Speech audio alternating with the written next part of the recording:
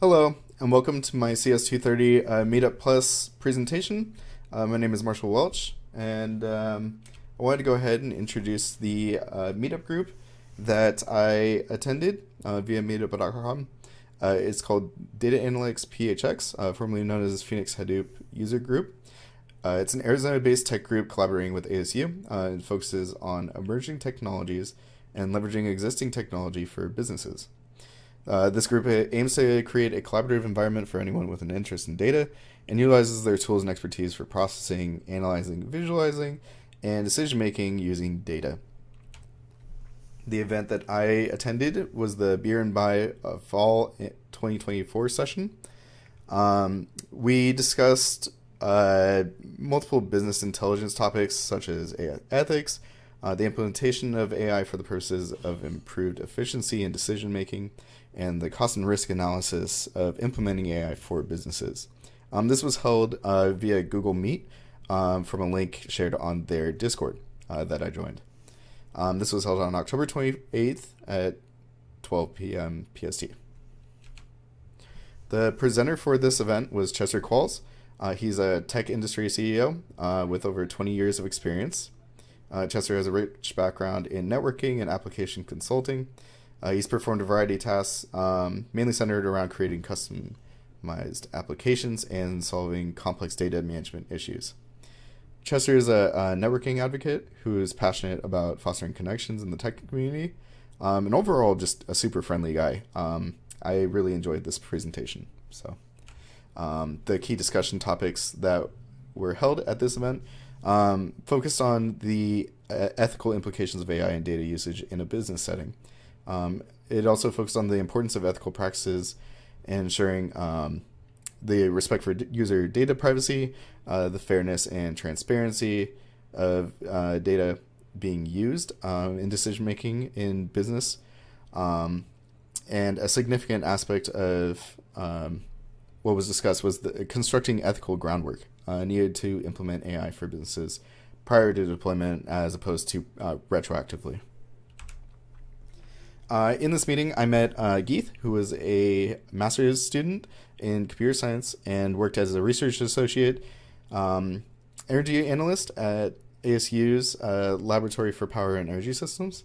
And I got some insight from him regarding the differences in decision making between different software options like Power BI, SQL, Tableau, and Asterix.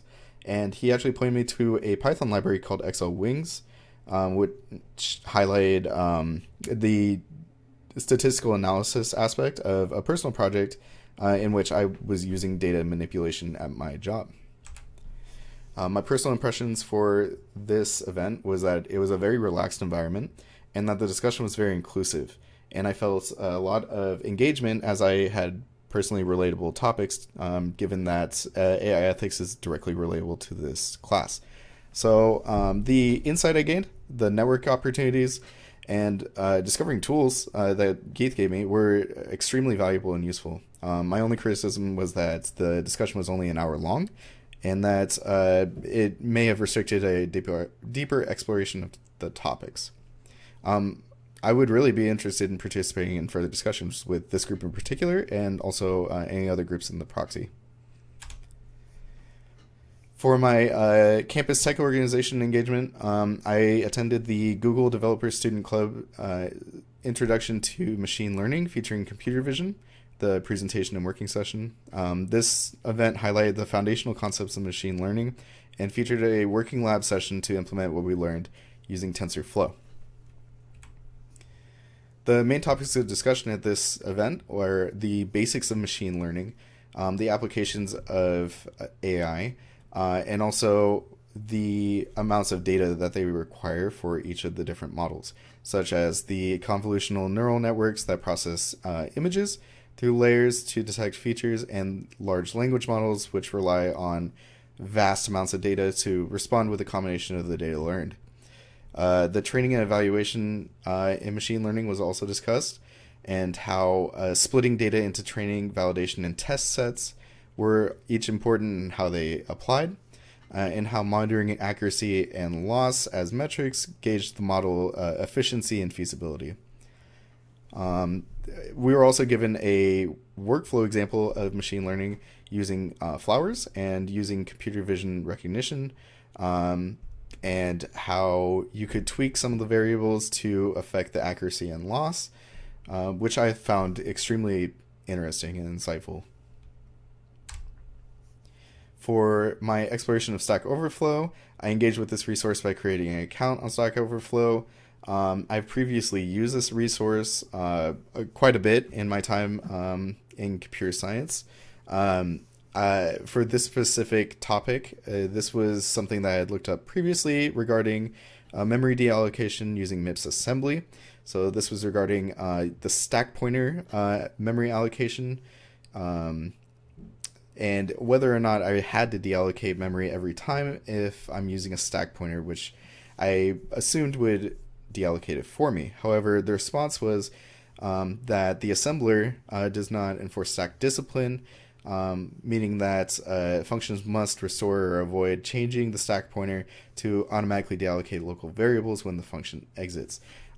This was an important thing for me to learn when I was learning stack memory allocation in my time in assembly language.